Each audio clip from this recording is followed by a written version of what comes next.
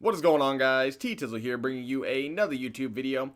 In today's video, I want to go over how to get headshots easily here in Call of Duty Black Ops 7 multiplayer. Whether you're grinding for the camos or just want to sharpen your aim, these tips will help you lock onto heads and rack up those kills faster than ever.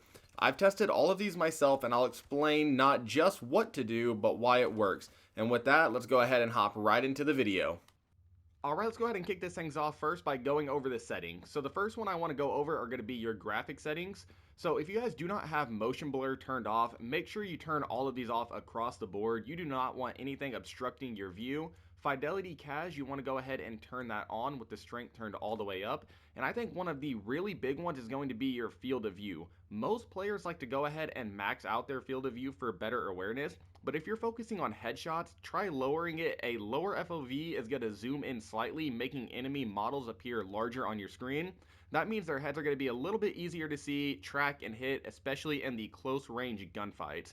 So let me show you what I'm kind of talking about real quick. Let me go ahead and turn this all the way up to 120. I am in the firing range right now. You can see the player character model right here. Pretty small on my screen right here with 120 FOV, and then especially the ones that are really far away. I mean, that is just a very small target on my screen. But what I have been doing is been playing with 90 FOV, and it makes a night and day difference for hitting these shots a lot easier. I mean, you can see just how much closer this enemy appears.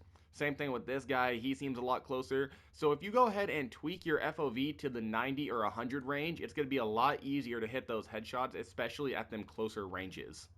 And then the next thing I wanted to go over is going to be your aim assist setting. So aim assist currently is a really big hot topic here in Call of Duty Black Ops 7 since it was drastically nerfed here. And the one thing that I wanted to mention here is try switching from standard or dynamic to linear. Linear gives you a much more direct and predictable response curve type in this game, which helps you stay locked onto the head without fighting the aim assist. It's subtle, but it really does make quite a big difference, and I found it helping me a lot.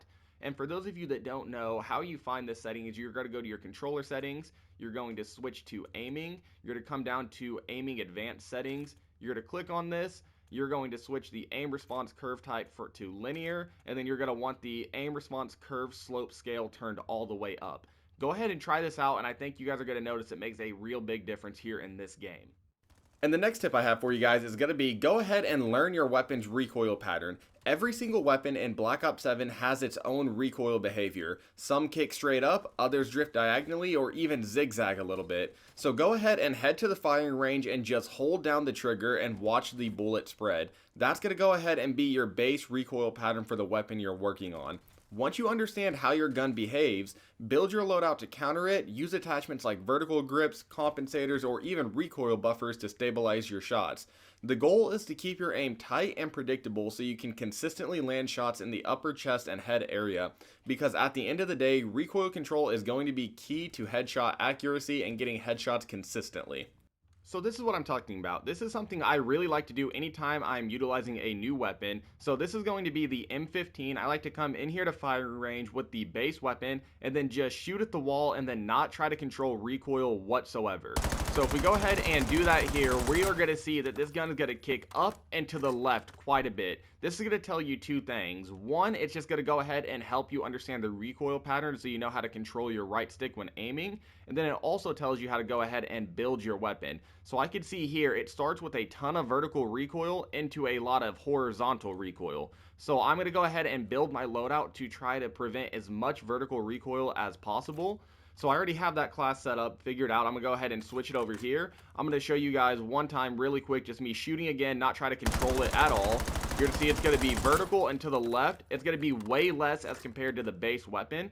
But now that I know the exact format it's going to follow, it makes it extremely easy to control the recoil myself. So you can see right there, I'm basically locked onto the exact target, and that's due to knowing the exact recoil pattern of the weapon. So if you guys go ahead and switch over into the firing range, try to understand your weapon a little bit. I think it's going to help out on a case-by-case basis for every single weapon if you understand the recoil pattern and how to use it, and it's going to help you get a lot more headshots in the game. And the next tip I have for you guys is to go ahead and use a sight that you are comfortable with. The iron sights are going to vary a lot between weapons and can block your view, especially in some of these fast-paced fights. A clean optic helps you line up headshots faster and more accurately, and it also adds a little bit of consistency to the grind. If you're going to be using the same optic for every single weapon, it's always going to feel relatively familiar. Personally, I really love the elo sight in this game. It's minimal, does not clutter your screen, and gives me a very clear view of the target's head. But at the end of the day, this is all about comfort. Try out the different optics and stick with the one that feels the most natural to you. When your sight feels right, your aim is definitely going to follow, and you guys will notice a difference if you use a sight rather than the iron sights in this game. And then the next tip I have for you guys that I don't currently use myself is to go ahead and play hardcore mode if you are not the most accurate or feel like you are not consistently landing shots down over time. So if you are struggling overall with accuracy or just want to speed up the grind, go ahead and jump into the hardcore mode. Most guns are going to kill with a single bullet to the head, no matter the range or weapon class.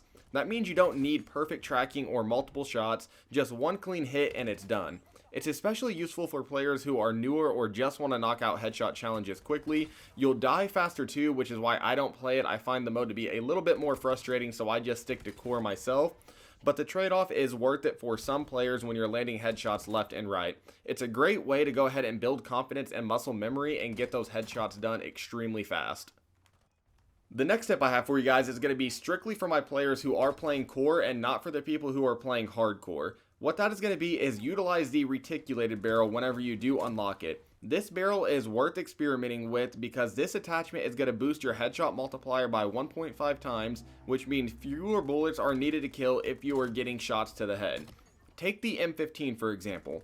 Normally it is going to be a 4-shot kill if you land 2 headshots, but whenever you attach this barrel, it becomes a 3-shot kill. That's a huge advantage in gunfights, but there is a big catch. The recoil is going to be extremely intense. If you can't control it, you'll miss more than you hit. Personally, I do skip it for better accuracy, but if you're confident in your aim and recoil control, it could be a very powerful tool to utilize.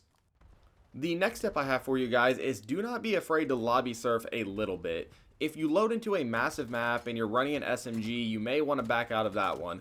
Or if you load into a really small map and you're working on snipers, you may want to back out of that as well. But the most infamous one is that if you run into a sweaty lobby where there's a bunch of people slide canceling, drop shotting like it's a tournament, go ahead and back out of that as well. There's no shame in finding a better match, especially whenever you're just going for challenges and trying to play a little bit more casual.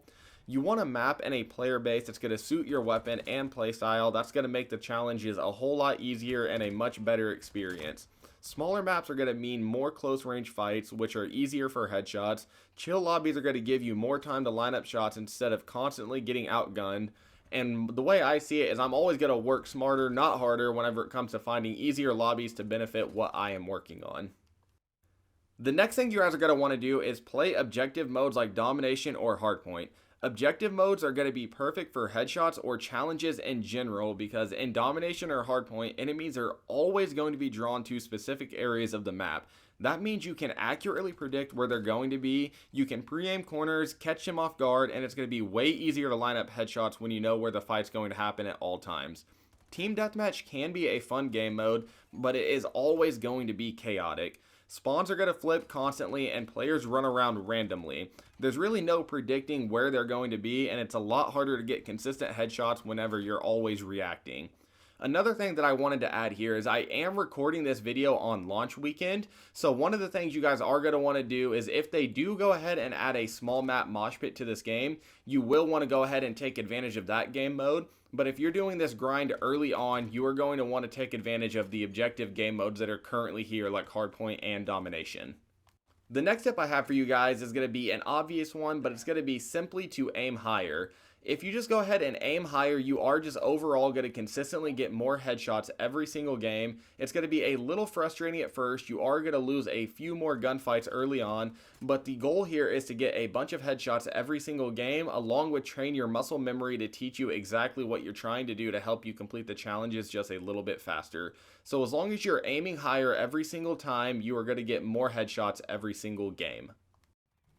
And the next tip I have for you guys is actually my personal favorite and something I don't see anybody else utilizing, and that's going to be taking advantage of active camo with Gearhead. You can find Gearhead in the perk 1, and active camo is going to be a field upgrade.